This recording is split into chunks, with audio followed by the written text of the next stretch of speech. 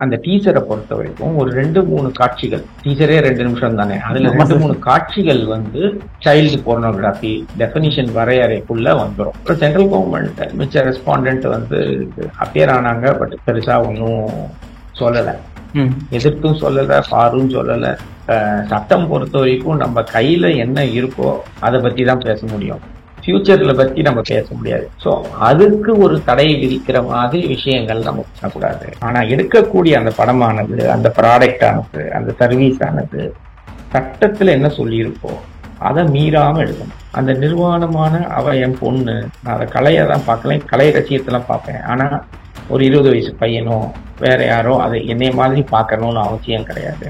அவன் விகாரமா பார்த்து வக்கரமா பார்த்துடலாம். இந்த இந்தி எதிர்ப்பு மாதிரி இந்த பிராமணியத்தை எதிர்க்கிறங்கிறது ஒரு கான்ஸ்டன்ட் அந்த பொலிட்டிக்கல் டிஸ்கோஷர்ல. இளைய பாரத நேயர்களுக்கு வணக்கம். இன்னைக்கு நம்ம நேர்காணல நம்ம சிறப்பு விருந்தினர் வழக்கறிஞர் வெங்கடேஷ் சார் அவர்கள் தான். சார் வணக்கம் சார். வணக்கம் சார். ஆக்சுவலா இப்ப ரீசெண்டா நம்ம பார்க்க முடியுது பேட் கேர்ள். ஆக்சுவலா அந்த டீசர் வெளியிடும் போது ரொம்ப சர்ச்சையாச்சு. ஏன் இந்த அளவுக்கு வந்து ஒரு சமுதாயத்தை இவ்வளவு கேவலப்படுத்துறீங்க அப்படின்ற மாதிரி இஷ்யூ வந்து நாங்கள் நிறைய வீடியோஸ் போட்டோம். ஒரு சமுதாயத்தை மட்டுமே அட்டாக் பண்ணி பண்றாங்களே அப்படின்ற மாதிரி இஷ்யூ எல்லாம் கிளம்பிச்சு. இப்ப வந்து அந்த டீசர் வந்து ரிமூவ் பண்ண சொல்லி வந்து கோர்ட்டே சொல்லியிருக்காங்கன்ற விஷயம் வந்து ஒன்னும் அந்த அளவுக்கு பெருசா வெளியே வரல. ஆனா சோ அந்த இடத்துல என்ன நடந்தது? மதுரை ஹைகோர்ட்ல என்ன மாதிரி விஷயங்கள், வாதங்கள் நடத்தப்பட்டது? ஸோ முதல்ல தேங்க்யூ அழைச்சதுக்கு. ஸோ நீங்க சொன்ன மாதிரி அந்த டீச்சர் வெளியான டைம்ல நிறைய சர்ச்சைகள் வந்தது. பட் ஒரு பர்டிகுலர் இஷ்யூ வந்து நிறைய பேசப்படலை. அதுதான் மெயின் இஷ்யூவா இருந்தது நாங்க போட்ட வழக்குல. இது வந்து நான் தனி நபரா பண்ணல, மொத்தம் ஒரு 3 அட்வொகேட்ஸ். நான் மதுரையில இருந்து, அப்புறம் அட்வொகேட் ராம்குமார்னு சங்கர்கோயில், அட்வொகேட் ரமேஷ்குமார்னு தூத்துக்குடி. ஸோ 3 பேரும் அட்வொகேட் இல்லை, அவங்க ப்ராக்டிஸ் அட்வொகேட்டா இருக்காங்க. நாங்க 3 பேரும் ஸ்கூல் கோயிங் குழந்தைங்க இருக்காங்க எங்களுக்கு. ஸோ அது ஒரு காமன் ஃபீச்சர். இதுல பாத்தீங்கன்னா பொதுவா நீங்க சொன்ன மாதிரி ஒரு சமுதாயத்தை இது பண்ற மாதிரி, மட்டம் தட்ட மாதிரி இருக்கு, அப்புறம் அது கொஞ்சம் ஆபாசமான விஷயங்கள் இருக்கு அப்படின்னு. இதையும் தாண்டி ரொம்ப இம்பார்ட்டன்டான ஒரு விஷயம் நிறைய பிரபலமா பேசல, அதுதான் எங்க கேஸோட முக்கிய கருவே. அது என்னன்னா சைல்டு போர்னோகிராஃபி. போக்சோ சட்டத்துல வந்து சைல்டு போர்னோகிராஃபின்னு ஒரு வரையறை, டெஃபினிஷனே கொடுத்துருக்காங்க, செக்ஷன் 2DA அப்படின்னு. இது பாத்தீங்கன்னா ஒரிஜினலா 2012 வந்த போக்சோல இது வரையறை இருக்காது. அதுக்கப்புறம் ஒரு அமெண்ட்மெண்ட், சட்ட திருத்தம் மூலமா தான் இந்த டெபினிஷனே அமெண்ட் பண்ணி வந்திருப்பாங்க. அதனால பிரபலமா இந்த இது பேசப்படுது. அந்த டீசரை பொறுத்த வரைக்கும் ஒரு 2-3 காட்சிகள், டீசரே 2 நிமிஷம் தானே, அதுல 2-3 காட்சிகள் வந்து சைல்டு போர்னோகிராஃபி டெபினிஷன் வரையறைக்குள்ள வந்துடும். ஸோ சைல்டு போர்னோகிராஃபி பொறுத்த வரைக்கும் போக்சோ அஃபென்ஸ் அது மட்டும் கிடையாது, அது வந்து ஐடி ஆக்ட்லயும் குறிப்பிட்டிருக்காங்க. இன்ஃபர்மேஷன் டெக்னாலஜி ஆக்ட் 2000, அதுலயும் 67A 67B இந்த ஷரத்துலையும் அது வந்து அட்ராக்ட் ஆகும். ஸோ இதை மெயினா முன்னிறுத்தி தான் அந்த வழக்கை நாங்க மதுரை கிளை உயர்நீதிமன்றம், மெட்ராஸ் உயர்நீதிமன்றம் முன்னாடி போட்டிருந்தோம் நாங்க அந்த வழக்கு. இது வந்து போன பிப்ரவரியிலேயே நாங்க இந்த வழக்கை தாக்கல். உங்களுக்கு தெரியும், ஜனவரி கடைசியில இந்த டீச்சர் வெளியே வந்தாங்க. அதுக்கப்புறம் என்ன, இண்டிபெண்டா 3 பேரும், ஏன்னா 3 பேரும் வந்ததுனால 3 தனி ஆன்லைன் கம்ப்ளைண்ட் கொடுத்துருந்தோம் நாங்க ஜனவரி மாசமே. இந்த டீச்சரை வந்து இந்த சைல்டு போர்னோகிராஃபிங்கிற இதை முன்னெடுத்து, ஆனா ஒரு மாசத்துக்கு ஒரு நடவடிக்கையும் எடுக்கல யாரும். அது நடவடிக்கை எடுக்காதனால இந்த ரிட் ஜூரிஸ்டிக்ஷன் ஆர்டிகல் 226ல நம்ம ஒரு அத்தாரிட்டி வந்து அவங்க பண்ற வேலையை பண்ணாம இருந்தாங்களோ, டிலே பண்ணாங்களோ, இல்லாட்டி நம்மளுக்கு திருப்தி தரக்கூடிய விஷயத்துல பண்ணலையோ, அப்ப நம்ம இந்த ஆர்டிகல் 226 மூலம் உயர்நீதிமன்றத்துல மனு தாக்கல் செய்யலாம். அப்படிதான் நாங்க இந்த மனுவை தாக்கல் செஞ்சோம். ஸோ இது வந்து ஒரு குவிக்காவே முடிஞ்சிருதுன்னு சொல்லலாம். ஏன்னா பிப்ரவரி மாதம் தாக்கல் செஞ்சோம். அதுக்கப்புறம் இனிஷியல் ஹியரிங்லேயே வந்து எல்லா தரப்பினருக்கும் நோட்டீஸ் இஷ்யூ பண்ணாங்க ஆனரபிள் கோர்ட். யார் யாரு ரெஸ்பாண்டன்ட்னு பார்த்தீங்கன்னா, முதல்ல வந்து யூனியன் ஆஃப் இந்தியா. ஏன்னா இன்ஃபர்மேஷன் டெக்னாலஜி, இது மாதிரி சைபர் கிரைம் இதெல்லாம் உள்ள அடக்கிறது.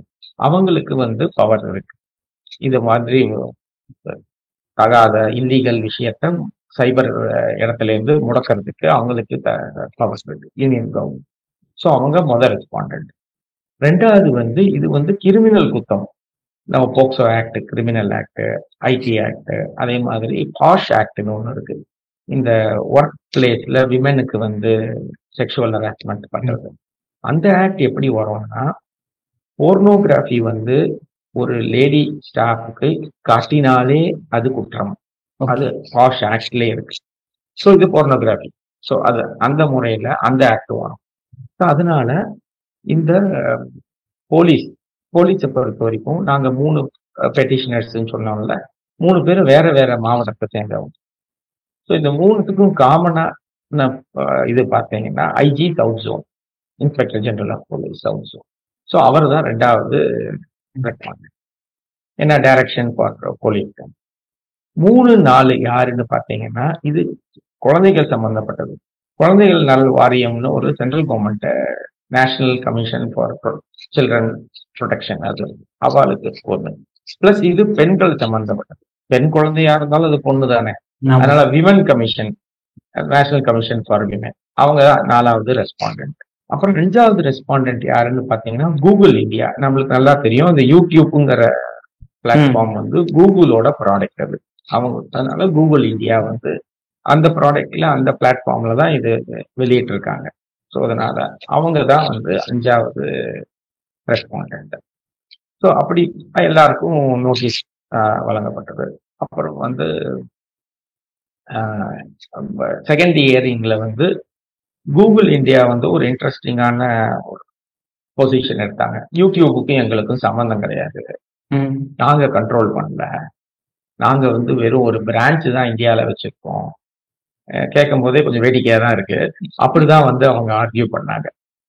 நீங்க யூடியூபுக்கு தான் அனுப்பணும், நாங்க கூகுள் இந்தியா வந்து வெறும் பிரான்ச் ஆஃபீஸ், இல்லாட்டி நீங்க வந்து அப்படி.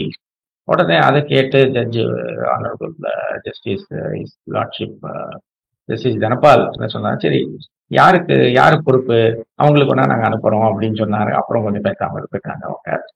அப்புறம் சென்ட்ரல் கவர்மெண்ட் மிச்ச ரெஸ்பாண்டன்ட் வந்து அப்பியர் ஆனாங்க. பட் பெருசா ஒன்றும் சொல்லலை, எதிர்த்தும் சொல்லலை, பாரும் சொல்லலை. ஸோ அதனால அப்படிதான் நடந்தது. அப்புறம் 2, 3 வாய்தா நடந்தது. எங்க தரப்புல இருந்து senior advocate, senior designated council mister Anand Padmanabhan அவங்க பேராங்க. அப்புறம் வக்காலத்து போட்டது பார்த்தீங்கன்னா, இதுல உங்க சேனல் மூலமா நன்றியும் தெரிவிச்சுக்கிறேன். என்னன்னா, வக்காலத்து போட்டது வந்து 5 அட்வொகேட் லெனின் பாலம் சார் கும்மிடிப்பூண்டி, அவர் ஜூனியர் அட்வொகேட் பரந்தாமன், அப்புறம் 3 அட்வொகேட்ஸ் மதுரையில இருந்து, advocate Tirupati Raman, advocate Rajaram sir, அப்புறம் அட்வொகேட் செந்தில். எதுக்கு எல்லார் பேரையும் நான் குறிப்பிடுறேன்னா, எல்லாரும் இது ஒரு சமூக நல பொது நல வழக்கு மாதிரி இதை ட்ரீட் பண்ணி, பொதுநல வழக்கு கிடையாது, பட் சொல்வது வழக்கு மாதிரி ட்ரீட் பண்ணி எல்லா அட்வொகேட்டும் ரோபோனோ முறையில ஃப்ரீயா தான் அவங்க சர்வீஸா பண்ணாங்க. சீனியர் கவுன்சில்னா நீங்க எவ்வளவு சார்ஜ் பண்ணுவாங்கன்னு உங்களுக்கு தெரியும், அவங்களுக்கு டைம் எவ்வளவு பரிசியத்துன்னு. அவரும் வந்து இல்ல, இது சமூகத்துக்கு சம்பந்தமானது, இண்டிவிஜுவலா நாங்க பெட்டிஷனர்ஸ் வந்தாலும் இதுக்கு ஒரு பெரிய சமூக நல விஷயம் இதுல இருக்கு. பிளஸ் சைல்டு போர்னோகிராஃபிங்கிறது பாத்தீங்கன்னா உலகளாவிய பிரச்சனைகள்ல டாப் 3 பிரச்சனைகள் அது வந்துடும். சைல்டு டிராபிகிங், சைல்டு போர்னோகிராஃபி, அதையும் சம்பந்தப்பட்டதுனால நாங்க வந்து ஃப்ரீயாவே பண்றோம், ப்ரோபோனோட பண்றோம். அப்படிதான் கேஸ் நடத்தி இப்ப வந்து ஒரு நல்ல ஜட்ஜ்மெண்ட். இது வந்து ஏப்ரல் மாசத்திலேயே வந்து ஜட்ஜ்மெண்ட் ரிசர்வ் பண்ணிட்டாங்க. அப்புறம் மேல வெக்கேஷன் வந்துருச்சு. அப்புறம் போன வாரம் தான் ஆபரேட்டிவ் பார்ட் வந்தது. இன்ஃபேக்ட் இன்னைக்கு மத்தியானம் தான் ஃபுல் ஜட்ஜ்மெண்ட்டும் வந்தது. இப்பதான் ஒரு 1 ஹவர் முன்னாடி தான் நான் வந்து அதை பார்த்தேன். ஸோ நாங்க என்னென்ன இப்ப பேசின என்னென்ன கூறுகளோ அது எல்லாம் ஜட்ஜ் ரெக்கார்ட் பண்ணியிருக்காரு. ஒரு detail judgment about 8-9 pages of detail. So அதனால plus article 39 constitution, special provision for children, அவங்கள ப்ரொடெக்ட் பண்ணணும், அது மாதிரி விஷயங்களையும் உள்ள சொல்லியிருக்காரு லார்ட்ஷிப். அதனால இது வந்து ஒரு நல்ல சமூகத்துக்கு தேவையான டைம்லி ஜட்ஜ்மெண்ட். டைரக்ஷன் வந்து ஜட்ஜ்மெண்ட்டை பொறுத்த வரைக்கும் 2 கொடுத்துருக்காரு.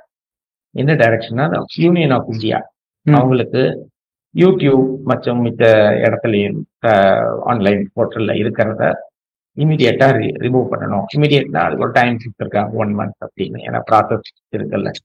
1 மந்த்ல இந்த டீச்சரை ரிமூவ் பண்ணணும். யூடியூப் மற்றும் வேற எந்த பிளாட்ஃபார்ம்ல இருக்கு சென்ட்ரல் கவர்மெண்ட் டைரக்டா. இது ஒண்ணு. 2வது அந்த கமிஷன் இருக்குல்ல, ஆர்டிஆர் ஒரு சைல்டு கமிஷன், அவங்களுக்கும் டைரக்ஷன் கொடுத்துருக்காங்க. இதை மானிட்டர் பண்ணுங்க. சைல்டு பொர்னோகிராஃபின்னு தான் நம்ம சொல்றோம். அதை வந்து ரெக்கார்டே பண்ணியிருக்காரு.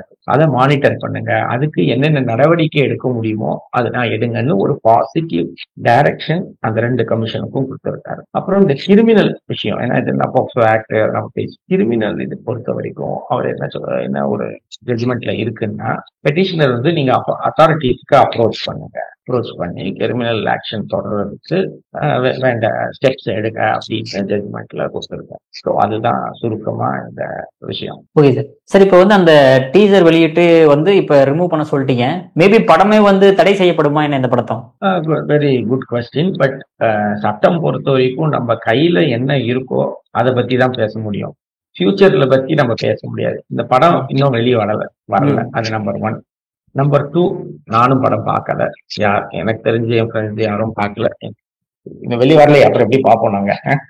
அதனால வெளியே வராத ஒரு விஷயத்துக்கு நம்ம சட்டத்திலயோ வேற எதுலயோ போய் நம்ம ஒரு விடை கிட முடியாது. அதனால அந்த படம் எப்படி இருக்குன்னு பார்க்கணும். பிளஸ் அந்த படத்துல இந்த மாதிரி சமாச்சாரங்கள் இருக்கிறா அது திருப்பி ஒரு அஃபென்ஸ் ஆகும். ஸோ அது படம் வந்தப்புறம் பார்த்தப்புறம் தான் இந்த கேள்விக்கு கரெக்டான பதில் கிடைக்கும். Okay sir. சார் எப்படி வந்து அந்த பேட் கேர்ளுக்கு வந்து நாங்க இந்த டீசர் ரிமூவ் பண்ண மாட்டோம், நாங்க இதுல என்ன தப்பு இருக்கு அப்படின்ற மாதிரி எதிர்த்தரப்புல வாதம் வச்சிருப்பாங்களே, அவங்களுடைய பாசிட்டிவ் பாயிண்ட்ஸ் என்னவா இருக்குது அதுல?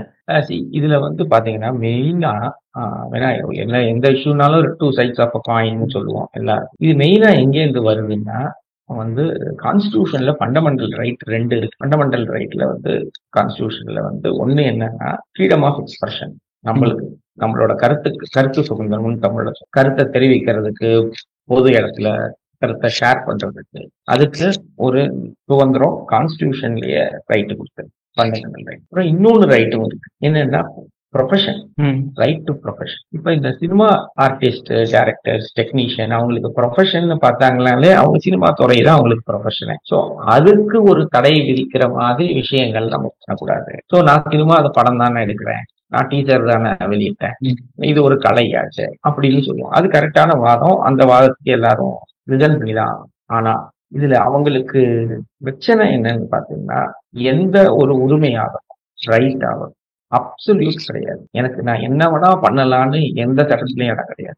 சட்ட வரையறைக்குள்ள நான் என்ன வேணா பண்ணிக்கலாம், அடுத்தவங்களை பாதிக்காம நான் என்ன வேணா பண்ணிக்கலாம். சோ இந்த ஃபண்டமெண்டல் ரைட் ஆனது இல்லீகலா ஒரு விஷயம் பண்றதுக்கு எனக்கு துணை போகாது. ஃப்ரீடம் ஆஃப் எக்ஸ்பிரஷன் சொல்லிட்டு, ஒரு உதாரணத்துக்கு எனக்கு உங்களை பிடிக்கலன்னு வச்சுக்கோங்க, நான் உங்களை பத்தி பேசணும்னு பொது வழியில போய் அது இதுன்னு பேசக்கூடாது. ஃப்ரீடம் ஆஃப் எக்ஸ்பிரஷன் தான் எனக்கு பிடிக்கும், பொது வழியில பேச. இதுல கீ வந்து பொது வழியில பேசக்கூடாது, தனியா பிரைவேட்டா பேசிக்கலாம், அது ஒன்றும் தெரியாது யாருக்கும். அங்க வந்து ஃப்ரீடம் ஆஃப் எக்ஸ்பிரஷன் அப்படின்னு சொல்லி இது ஒண்ணு. இன்னொரு ஒரு எக்ஸ்ட்ரீம் எக்ஸாம்பிள், இப்ப வந்து களவு, பிக் பாக்கெட் அடிக்கிறது, சுப்பாரின்னு நாட்களை சொல்லுவாங்க, கூலிப்படைன்னு நம்ம ஊர்ல சொல்லுவாங்க. அவங்களுக்கு தொழிலே பாத்தீங்கன்னா இல்லீகல் விஷயம் பண்றதுதான், கொலை பண்றது, பிக் பாக்கெட். இது என்னோட தொழில் சுதந்திரம்னு கேட்க முடியாது. சோ சட்ட வரையறைக்குள்ள நீங்க என்ன வேணா பண்ணிக்கலாம், அதுக்கு முழு சுதந்திரம் இருக்கு. சோ படம் எடுக்காம இருக்கிறதுக்கு சுதந்திரம் வந்து கிடையாதுன்னு. படம் நீங்க என்ன எடுக்கலாம், ஆனா எடுக்கக்கூடிய அந்த படமானது, அந்த ப்ராடக்ட் ஆனது, அந்த சர்வீஸ் ஆனது சட்டத்துல என்ன சொல்லியிருக்கோ அதை மீறாம எடுக்கணும். இந்த டீச்சரை பொறுத்த வரைக்கும் இந்த என்டையர் டீச்சரும் பிரச்சனை கிடையாது. அதுல சில காட்சிகள் தான் பிரச்சனை. என்ன பிரச்சனை?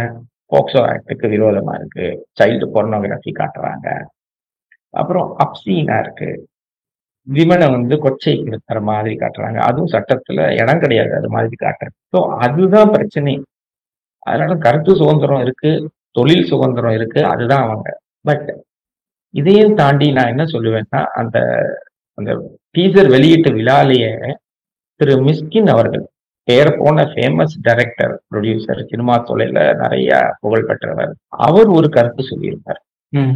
என்ன சொல்லியிருப்பாருன்னா, இந்த பிசாசுங்கிற ஒரு படத்துல ஒரு நிர்வாண காட்சி வரும், அதுக்கு இன்னொரு அற்புதமான கலைஞர் ஆண்ட்ரியா அவங்கள வந்து காட்சிப்படுத்தணும், அதனால ஒரு ஷூட் எடுக்கணும் அப்படின்னு சொல்லியிருப்பாங்க.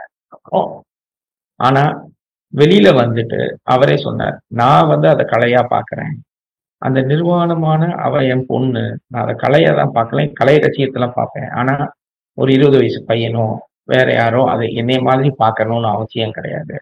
அவன் விகாரமா பார்த்து வக்கரமா பார்த்துடலாம். அப்படி ஒரு இதுல நான் கலைக்கு இடம் கொடுக்க கூடாது அப்படின்னு சொல்லி அந்த சீனையே கட் பண்ணிட்டேன் அப்படின்னு சொன்னாரு. இது என்னன்னா, ஒரு விஷயம் தப்புன்னு எனக்கு தெரிஞ்சாலும் இல்லாட்டி ரைட்டுன்னு தெரியும், ஆனா அடுத்தவங்க பார்வை வேற மாதிரி இருந்தா அது பாதிக்கும்னு தெரிஞ்சா அதை நான் பண்ண மாட்டேன் அப்படின்னு சொன்னார். இதுவும் அதேதான்.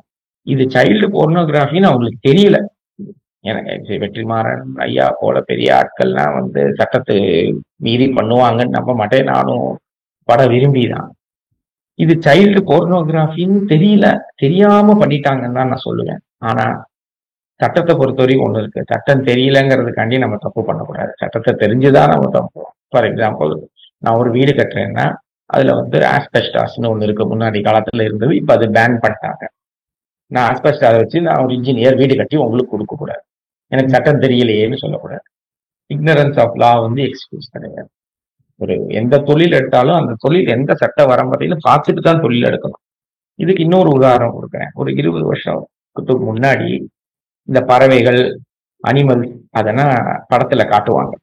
அதை துன்புறுத்துற மாதிரி காட்டுவாங்க. அந்த இந்தியன் படத்துல கூட நீங்க பார்த்துருப்பீங்க. இப்ப வந்து இப்பயும் இருக்கு. ஆனா ஒரு வாசகம் போடுறாங்க, பார்த்திருக்கீங்களா? இது இந்த எந்த அனிமலும் பிராணியும் இதுல பண்ணல. அப்புறம் கம்ப்யூட்டர் கிராபிக். சோ சட்டம் மாறிடு. அது சட்டத்தை மாதிரிதான் இப்ப படம் எடுக்கிறாங்க. அதே மாதிரி அந்த காட்சிகள், அந்த புது அமெண்ட்மெண்ட்னு ஆரம்பத்துல சொன்னோம், அது தெரியாததுனாலதான் பண்ணிருப்பாங்கன்னு என்னோட வியூகம். அது தெரிஞ்சிருந்தா அது பண்ணிருக்க மாட்டாங்க. ஸோ அந்த பொறுப்புல பாத்தீங்கன்னா திருப்பியும் ரெண்டு, அந்த சுதந்திரம் ஒண்ணு, சுதந்திரத்தை எப்படி பிரயோகிக்கிறோம், அப்புறம் சட்டப்படி பண்றோமா இல்லையான்னு தான் போகும். ஸோ அதுதான் அவங்களுக்கு இருக்கிற வாதம். Okay sir. சார் இப்போ வந்து இப்ப சமூக நேரடியாக சொல்லுவோமே, இப்ப பிராமின்ஸ் வந்து நல்ல விஷயங்கள் செய்யறாங்க அப்படின்னா படத்துல வந்து அதை காட்டவே மாட்டாங்க. ஆனா பிராமின்ஸை கொச்சைப்படுத்துறதுனா மட்டும் அந்த பிலிம் ஃபுல்லா வச்சு இவர் பிராமணர்கள், இவர் பிராமணர்கள் அப்படின்ற மாதிரி தெரிவிக்கிறதுக்கு அவங்களுடைய நோக்கம், அவங்களோட ஐடியாலஜி தான் என்ன சார் அப்புறம் அவங்களுக்கு? சோ இது வந்து இது சட்டத்துக்கு பார்ப்பட்ட கேள்வி. இது சோசியல் கேள்வி, சோசியாலஜி, கொஞ்சம் பாலிடிக்ஸும் இருக்கிற கேள்வி. அப்புறம் இன்னொன்னு, நான் பிராமண ஜாதியை சேர்ந்தவன், அதை மாத்தன முடியாது. நான் வேற ஜாதியில பிறந்திருந்தா அந்த ஜாதிக்காரன் சொல்லியிருப்பேன், நான் பிராமண ஜாதிக்காரன் அதையும் சொல்லிக்கிறேன். ஏன்னா யாரும் கெஸ் பண்ண வேண்டாமே, நான் என்னன்னு நானே சொல்லியிருப்பேன். நம்பர் 1. நம்பர் 2 வந்து நான் வந்து ஒரு சோசியாலஜி எக்ஸ்பர்ட் கிடையாது, அதையும் சொல்லிக்கிறேன். But I follow, I am கொஞ்சம் மிச்ச விஷயங்கள்ல தெரிஞ்சது, அதனால ஒரு எஜுகேட்டட் கெஸ் பண்றேன், கரண்ட் அஃபேர்ஸை ஃபாலோ பண்ணிட்டு இருக்கேன். இது வந்து 2 விஷயம். ஒன்னு கரெக்டோ தப்போ, ஹிஸ்டாரிக்கலி கரெக்டோ தப்போ, அது இம்பார்ட்டன்ட். ஹிஸ்டாரிக்கலி பிராமணர்களை ஒரு உயர்வா வச்சிருக்காங்க. சோ நீங்க உயர்வான விஷயத்த தான் எப்போதும் பார்ப்பீங்க. அங்க இருக்கிற நல்லதும் பார்ப்பீங்க, கெட்டதும் பார்ப்பீங்க. சோ அதுதான் வந்து இயற்கை. இப்போ ஃபார் எக்ஸாம்பிள், ஒரு டெண்டுல்கர் இருக்கார், சச்சின் டெண்டுல்கர், அபாரமான கலைஞர். அவர் என்ன பண்ணாலும் ஒரு மைக்ரோஸ்கோப் வச்சுதான் நம்ம பார்ப்போம். அவர் எவ்வளையோ செஞ்சுரி அடிச்சிருக்கலாம், எவ்வளையோ பண்ணியிருக்கலாம், ஆனா ஒரு மேட்ச்ல ஒரு டக் அவுட் ஆயிட்டு தான் முடிஞ்சது கதை. அவரும் கிரிக்கெட் பிளேயர் தானே, அது மாதிரி எல்லாரும் கிரிக்கெட் பிளேயர். ஆனா அப்படி இருக்கும்போது அதுதான் மனுஷ இயல்பு. கரெக்டோ தப்போ பிராமணர்கள மேல வச்சிருக்காங்க. மேல வச்சிருக்கிறத எதை பண்ணாலும் மிகைப்படுத்தி தான் காட்டுவாங்க, நல்லதை வந்து காட்ட மாட்டாங்க. இது வந்து இயற்கை. இது ஸோ இந்த இயற்கை விதியை வச்சுதான் இவங்களும் பண்றாங்க. இது நம்பர் 1. நம்பர் 2 வந்து பாத்தீங்கன்னா நம்ம பாலிடிக்ஸ் வருது. நம்மளோட தமிழ்நாடு பாலிடிக்ஸை பொறுத்த வரைக்கும் கிட்டத்தட்ட 60 வருஷமா பிராமினை தாக்குறதுங்கிறது ஒரு கான்ஸ்டன்டா இருக்கு. இது வந்து என்னன்னா, இந்த இந்தி எதிர்ப்பு மாதிரி இந்த பிராமணியத்தை எதிர்க்கிறதுங்கிறது ஒரு கான்ஸ்டன்ட் அந்த பொலிட்டிக்கல் டிஸ்கோஷர்ல. அதனால பிராமணர்களை பத்தி பெருசா நல்லதாகவும் சொல்ல மாட்டாங்க. ஏன்னா அந்த அந்த கட்டுப்பாடுல இருக்காங்க. பாவம் அவங்க இந்தி எதிர்த்து தான் ஆகணும், அப்புறம் பிராமணரை எதிர்த்து தான் ஆகணும்னு அந்த அந்த கூட்டுக்குள்ள இருக்கிறதுனால நீங்க சொன்ன மாதிரி நல்லது எதாவது வந்தா சொல்ல மாட்டாங்க. அது கிளாசிக்கல் எக்ஸாம்பிள் வந்து இப்ப அமரன் படம் பத்தி பேசினாங்க, அதுல சொல்ல மாட்டாங்க. அது அதே மாதிரி இந்த பேட். அப்புறம் இன்னொன்னு சொல்லுவாங்க, அந்த டைரக்டர் லேடி டைரக்டர் பிராமண சமுதாயத்தை சேர்ந்தவங்க. ஸோ இதுக்கு நான் என்ன சொல்லுவேன்னா, இந்த படத்தை யார் எடுத்திருந்தாலும் நான் போஸ்ட் பண்ணியிருப்பேன், நம்பர் 1. நம்பர் 2, அது எந்த ஜாதியா இருந்தாலும் போஸ்ட் பண்ணியிருக்கிறோம். ஸோ ஏன்னா இதுல இருக்கிற பிரச்சனை வந்து இந்த படத்தை பொறுத்த வரைக்கும் அன்லாஃபுல் சைல்டு போர்னோகிராஃபி விமன். அதுதானே, அந்த விமன் ஏதோ ஒரு ஜாதியில இருந்துதான் ஆகணும், பிராமண ஜாதியா காட்டியிருக்காங்க. அது அவங்களுக்கு வசதி. இன்னொன்னு, காலங்காலமா எல்லாரும் சொல்ற பதில் தான், ஆல்மோஸ்ட் நேயர்கள் எல்லாருக்கும் காதே வலிக்கும். பிராமணர்களை காக்கினா யாரும் சப்போர்ட்டுக்கு வர மாட்டாங்க, பிராமணரும் எதிர்த்து நிக்க மாட்டாங்க பொதுவா. அதனால இங்கிலீஷ்ல சொல்லுவாங்க ஈஸி டார்கெட் அப்படின்னு. ஸோ அதனால இது மாதிரி விஷயங்கள் பண்றது ஈஸி. நம்ம தமிழ்ல ஒண்ணு இருக்கு, குனிய குனிய கூட்டிட்டு தான் இருப்பாங்க அப்படின்னு. ஸோ பிராமணர்கள் பொதுவா எதிர்ப்பு இருக்காது. பொதுவா சில சமயம் இணைய மாதிரி ஆட்கள் எதிர்ப்பும் வரும். ஸோ அப்ப இன்னும் கொஞ்சம் விளைவு கொஞ்சம் வித்தியாசமா இருக்கும். அதுதான் என்னோட கருத்து. சார், இந்த பேட் கேர்ள் டீசர் அந்த ஃபிலிம் சர்டிபிகேட் கொடுக்குறவங்க எல்லாம் பார்த்துட்டு தான் ரிலீஸ் பண்ணுவாங்களா, இல்ல பார்க்காமயே ரிலீஸ் பண்ணிடுவாங்களா அவங்கலாம்? சார், இது அகைன் ஆஸ் அ லாயர் இதுக்கு ஃபேக்ட் தெரியாம பொது வழியில பேசுறது அவ்வளவு கரெக்டா இருக்காது. பார்த்துதான் கொடுக்குறாங்கன்னு நம்ம எதிர்பார்ப்போம். ஏன்னா இப்ப ஃபிலிம்னா கன்ஃபார்மா சர்டிபிகேட் வாங்கிட்டு ஏவான்னு பார்த்துட்டு தான் வெளியிட ரிலீஸ் பண்ணுவாங்க. பட் டீசர்லயே நம்மளுக்கு கிட்டத்தட்ட தெரிஞ்சிருச்சு அவங்க எவ்வளவு பெரிய வன்மத்தை கொட்டிருக்காங்க அப்படின்ட்டு. அப்ப அதையுமே பார்த்துட்டு ரிலீஸ் பண்றாங்க அப்படிங்கும் போது அப்ப இதுக்கு டீசரை பொறுத்த வரைக்கும் அந்த டீசர் இப்ப ரிமெம்பர் கரெக்ட்ல நான் பார்த்து ஒரு 5 மாசம் ஆயிடுச்சு. அந்த டீசர் வெளியிட்ட விழாலேயே டீசரை பொறுத்த வரைக்கும் டீசருக்கு சர்டிபிகேட் தேவை கிடையாது, நீங்க படத்துக்கு தான் தேவை. சினிமோட்டோகிராஃபி ஆக்ட் 1952 தான் கவர்னிங் ஆக்ட். அது மூலமா தான் படத்துக்கு வேணும், டீசருக்கு இல்ல அப்படின்னு அவங்களோட கருத்து. ஆஸ் எ ட்ரெயின்டு லாயர் தப்பான கருத்து. டீசருக்கும் அவங்களுக்கு வேணும், அட்வர்டைஸ்மெண்ட்டுக்கும் வேணும். இது எப்படி ஈஸியா அவங்களுக்கு நம்ம எல்லாருக்கும் புரியணும்னா, நம்ம தியேட்டர்ல போய் படம் பார்க்கும்போது படத்துக்கு முன்னாடி அட்வர்டைஸ்மெண்ட் போடுவாங்க. ஆமா, அந்த அட்வர்டைஸ்மெண்ட் முன்னாடி அந்த அட்வர்டைஸ்மெண்ட்க்கு ஒரு சர்டிபிகேட் போடுவாங்க, பார்த்திருக்கீங்களா? ஒவ்வொரு அட்வர்டைஸ்மெண்ட் சர்டிபிகேட் வரும், அந்த அட்வர்டைஸ்மெண்ட் வரும். அந்த அட்வர்டைஸ்மெண்ட் முடிஞ்ச அப்புறம் அந்த படத்தோட சர்டிபிகேட் போடுவாங்க. இது 1952 சினிமோட்டோகிராஃபி ஆக்ட். 1952ல கம்ப்யூட்டர் இல்ல, இன்டர்நெட் இல்ல, யூடியூப் இல்ல, WW இல்ல, அதனால தேவையில்லை அப்படின்னு நினைச்சிட்டு இருக்காங்க. ஆக்சுவலா அதுக்கு தேவை.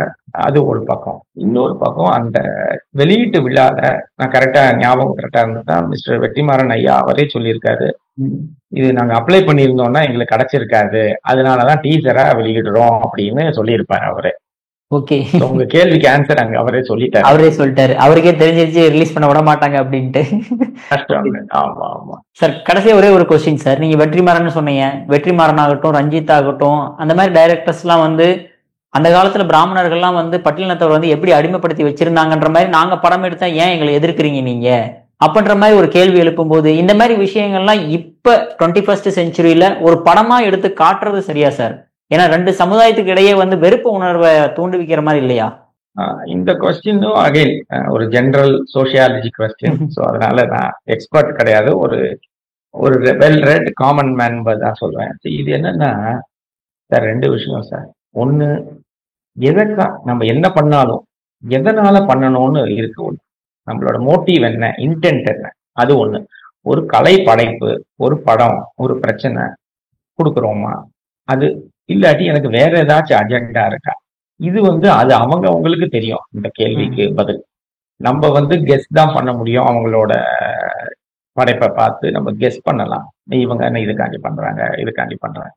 பட் இந்த கேள்விக்கு அவங்க பதில் தெரியும் அவங்க. இது ஒண்ணு. 2வது பாத்தீங்கன்னா சார், உண்மையை காட்டுறதுல எந்த தப்பும் கிடையாது. ஆனா உண்மையிலே எந்த உண்மைன்னு ஒண்ணு. இப்ப எல்லாரும் கொலை பண்றாங்க, கற்பழிக்கிறாங்க, அதுக்குன்னு கொலையும் கற்பழிப்பும் அந்த சீனை காட்டிட்டேவா இருக்கிறது? அந்த ஒரு கேள்வி வரும். பிளஸ் நீங்க அப்படி ஒரு சீன் காட்டுறதுனால நீங்க மெயின் கருத்துக்கு அது ஆட் பண்ணுதா வேல்யூ, இல்லாட்டி இல்லையான்னு பார்க்கணும். ஆஸ் அ கலைஞர் முன்னாடினா பார்த்துருப்பீங்க, ஒரு 2 பேர் முத்த காட்சியை ரெண்டு பூக்கள் முத்துற மாதிரி காட்டுவாங்க, பார்த்துருக்கீங்களா பிள்ளைய படத்துல? ஸோ அது மருவி இப்படி வந்துருது. ஸோ அதனால எல்லாருக்கும் பொதுவா ஒரு சோசியல் ரெஸ்பான்சிபிலிட்டி அப்படின்னு ஒண்ணு இருக்கு, அந்த வரையறைக்குள்ள பண்ணணும். ஸோ நான் ஏதோ அட்வைஸ் பண்றேன், பூமர் அங்கிள் மாதிரி பேசுறேன்னு நினைச்சிடக்கூடாது. கேள்விக்காண்டி பதில் அது ஒண்ணு. இன்னொன்னு சார், எவ்ரிபடி எல்லாருக்கும் ஒரு பின்னாடி ஒரு அஜெண்டா இருக்கும் சார். அஜெண்டா இல்லாத ஆட்கள் எதுவுமே கிடையாது. ஸோ அந்த அஜெண்டா வந்து எவ்வளவு யாரையும் புண்படுத்தாம, யாரையும் வந்து விரோதம் பாராட்டாம, பிரச்சனை வராம இருக்கிறது வந்து பண்றது வந்து அதான் ஒரு சிவிலைஸ்டு டீசெண்டா இருக்கிறவங்க தான். அதனால அது மாதிரி காட்டுறதுனால யாரும் ஒன்றும் பெருசா விளைவுகள்னா வராது. பட் ஒரு அஜெண்டா ஒரு ஒன் சைடடா ஒரு வன்மத்தை கக்கிற மாதிரி காட்டினா வரும். இப்ப ஜெய்பீம் படத்தை எடுத்துக்கோங்க.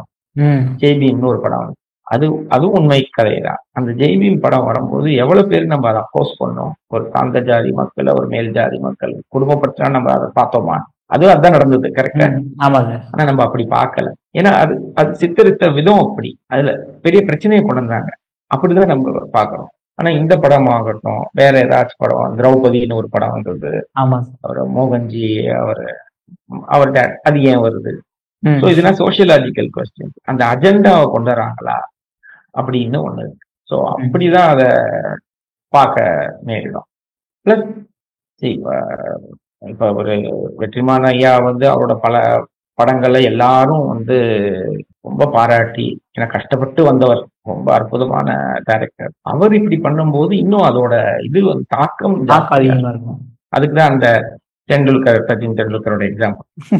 அவர் பண்றதுக்கும் இவர் பண்றதுக்கும் வித்தியாசம். Okay sir. சார் உங்க அற்புதமான கருத்துக்கள் இளையபாதனோட பகிர்ந்ததற்கு மிக்க நன்றி சார். அகைன் ரொம்ப நன்றி எங்களை அழைச்சதுக்கு. அண்ட் இந்த இம்பார்ட்டன்ட் இஷ்யூவை டிஸ்கஸ் பண்றதுக்கு ஒரு ஆப்பர்ச்சுனிட்டி கொடுக்கறதுக்கும் மிக்க நன்றி. Okay, thank you sir.